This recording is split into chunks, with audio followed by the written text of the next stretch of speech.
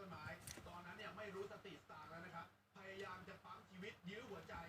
พยายามจะปั๊มหัวใจยื้อชีวิตนะครับไม่ได้ฮะไม่มีปฏิกิริยาตอบโต้ใดๆทั้งสิ้นสุดท้ายแล้วพอแม่มาถึงแม่ก็ตกใจฮะกับเหตุการณ์ที่เกิดขึ้นช็อกกับเหตุการณ์นี้ขอให้เจ้าหน้าที่เนี่ยช่วยปั๊มหัวใจอีกทีก็ปั๊มแล้วปั๊มยังไงก็ไม่สามารถจะยื้อชีวิตลูกน้อยกลับคืนมาได้แม่ก็เลยร้องไห้แทบเป็นแทบตายใจสลายกับอุบัติเหตุครั้งดังกล่าวนี้ครับยังอยู่กันที่เรื่องของชาวลาวนะคะ